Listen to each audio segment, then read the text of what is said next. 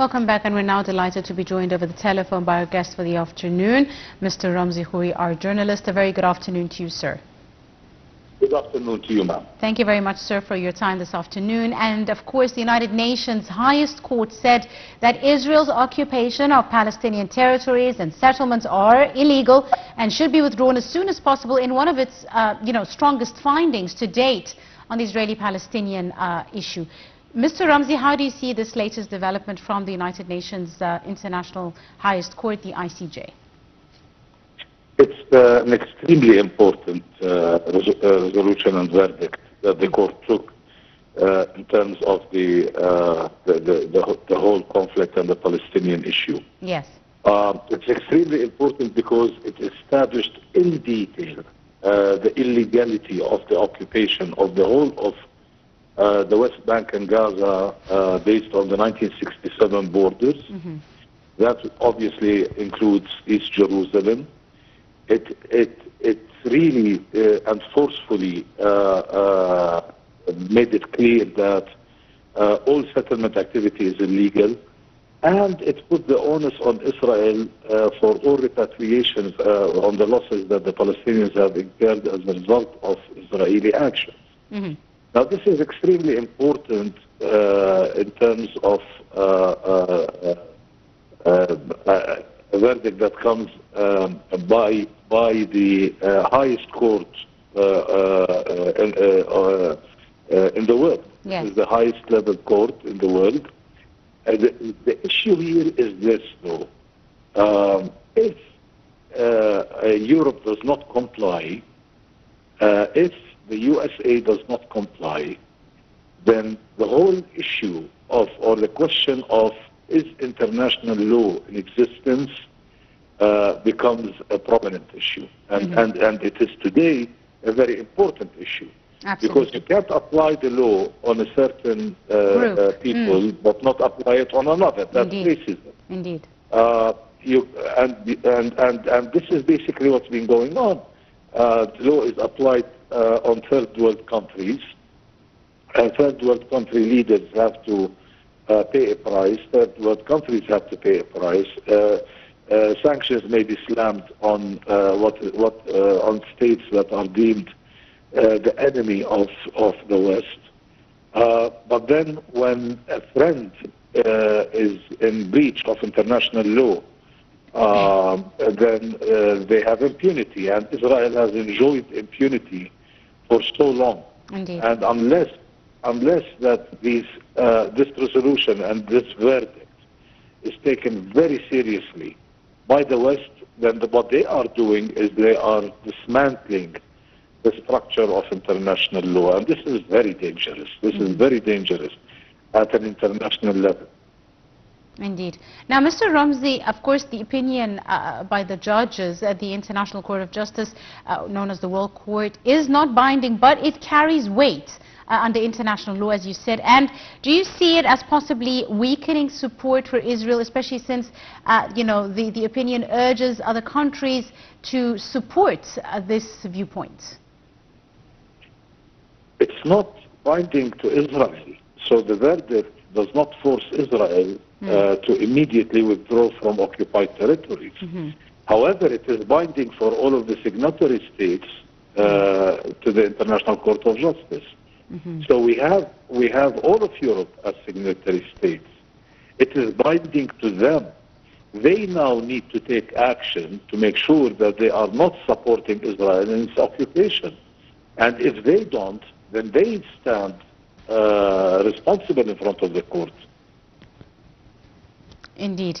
Now, the court said that Israel's obligations also include paying restitution for harm and evacuation of all settlers from existing settlements. And of course, in a swift reaction, we saw the Israeli Foreign Ministry rejecting the opinion as fundamentally wrong and one-sided, and repeating its stance that political settlement in the region will only be reached through negotiations. How do you see Israel's response? Do you see it as expected? Israel's response was very clear. They said that they passed a law in the Knesset only 2 days ago, and it's an early response to the verdict that Israel knew was coming, to actually make totally illegal the existence of a Palestinian state. So the Israeli response is very clear. What I'm more concerned about at this point is what will be the response of the Western countries in Europe, for example.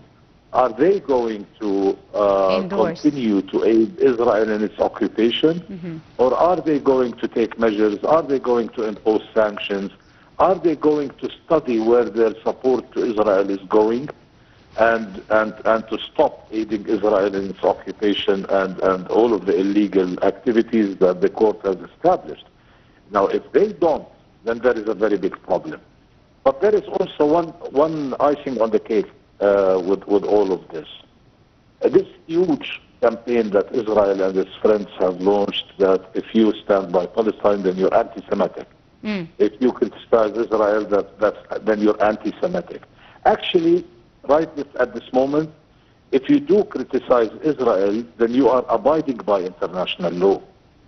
If you criticize Zionism as a movement that created this whole catastrophe, then you are standing by international law, and therefore you have the backing of international law. And this is very important, because a lot of people have started paying a very big price in Europe and in the USA for supporting Palestine or standing on the side of humanity.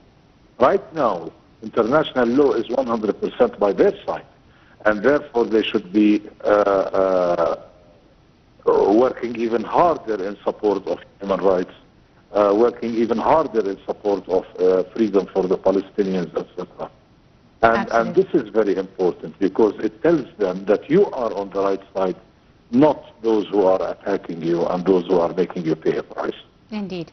Now, we've seen Egypt welcoming the advisory opinion issued by the International Court of Justice, and furthermore, the Egyptian Foreign Ministry statement said Egypt further welcomes the call in all states, including and all international organizations, including the UN, to refuse recognition of Israeli occupation's legal standing. Now, this is a very important point here, Mr. Ramzy, to ask for all states to refuse recognition of Israel's occupation's legal standing. Do you expect in the near future some countries to start doing so? And what would this mean for Israel?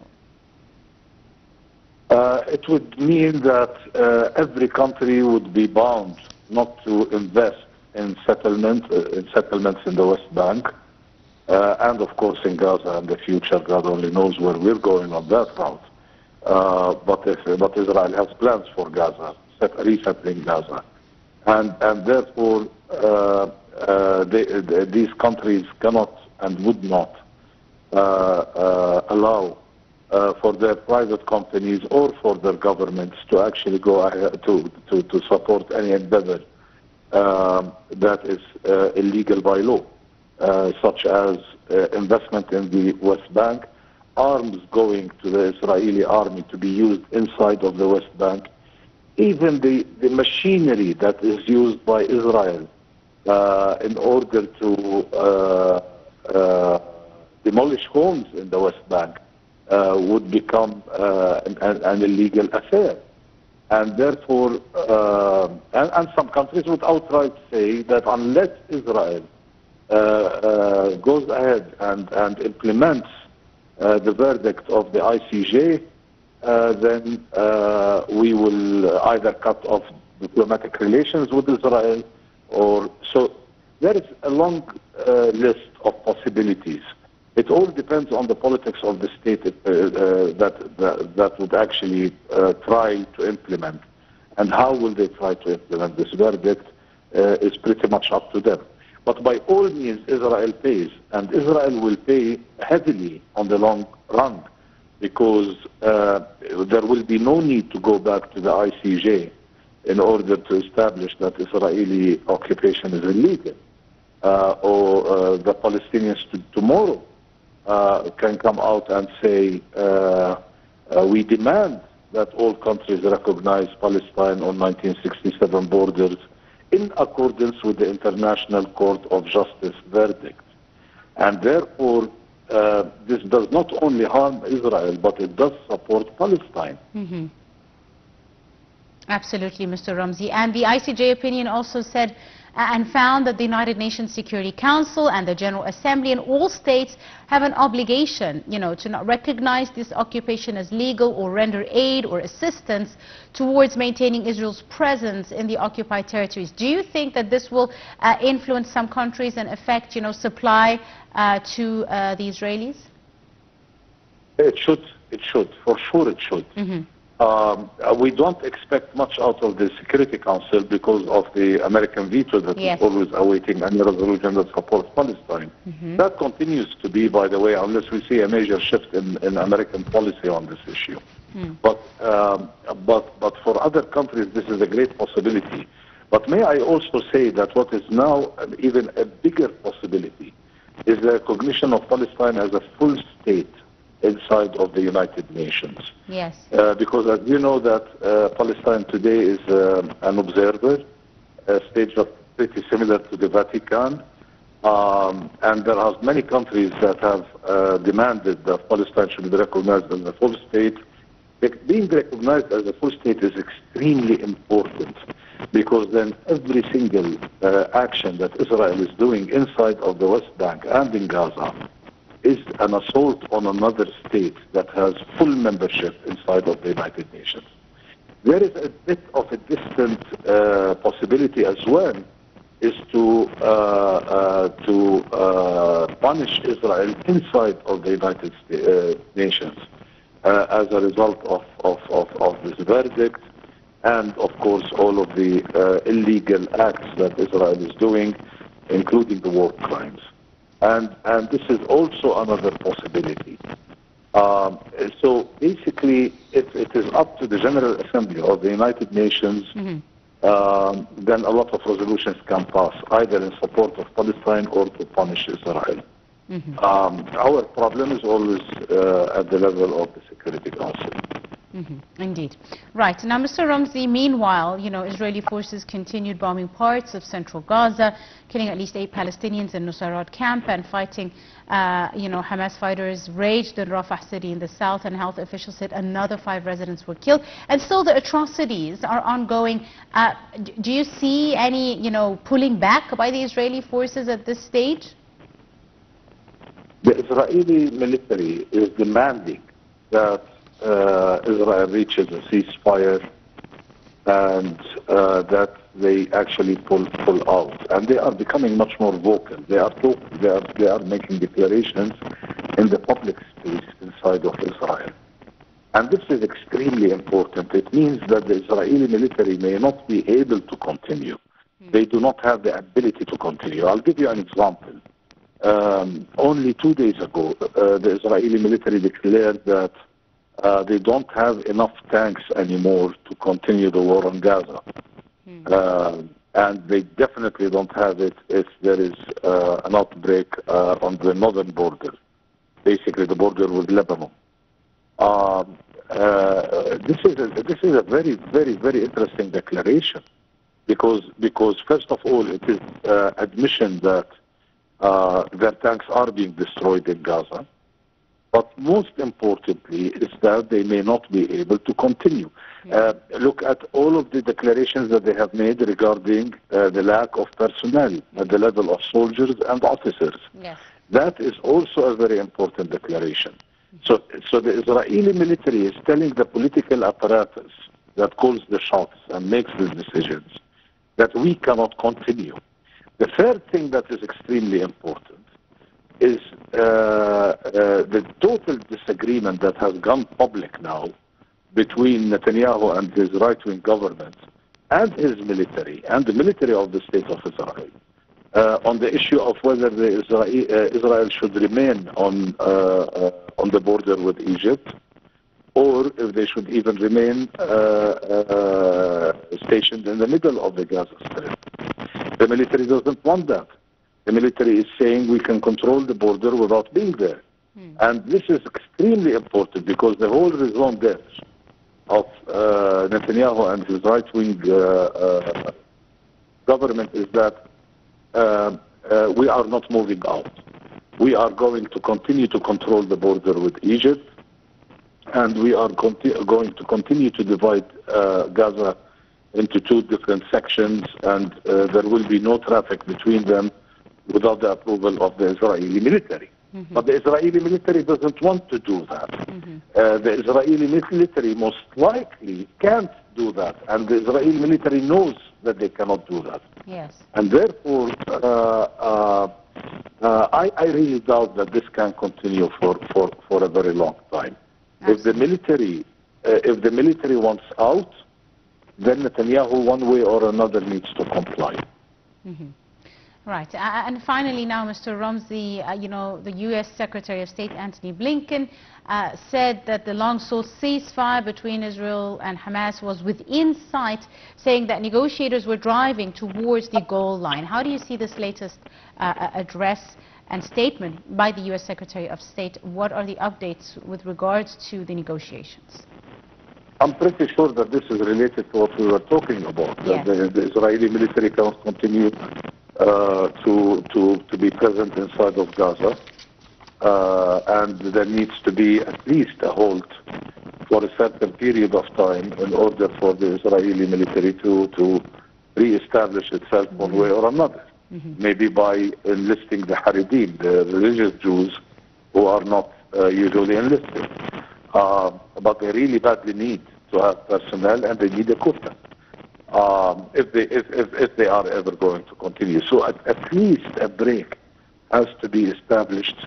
And America now is getting really busy with their own elections. Yes. We're getting very close to the elections, and there is a very big problem with Biden. And even if Biden bows to pressure and drops his ticket in the election, and the Democratic Party has to find another leader, and a due process has to be done in order for them to be able to run elections in time to be able to defeat Trump. All of this is a huge amount of pressure on the American administration, and Israel cannot jeopardize that, because if Israel jeopardizes that, then all of those who are supporting Israel are the ones who are paying the price, and they don't want to pay that kind of price. Just on behalf of Israel, and in order to appease somebody that they are very uncomfortable dealing with, who is Benjamin Netanyahu. So at the end of the day, we are seeing the Americans pressure Israel into a deal, and Israel needs to finish a deal, because the Americans need to go back to elections. They need to focus on that element. Yes. On their internal politics, indeed. On that note, we come to the end of this edition of Arab Affairs. Mr. Ramzy Khoury, our journalist and guest for the afternoon. I'd like to thank you very, very much, sir, for all your time and insight on today's episode. And with that, ladies and gentlemen, you're in the company of myself, Angie Maher. Thank you for joining us.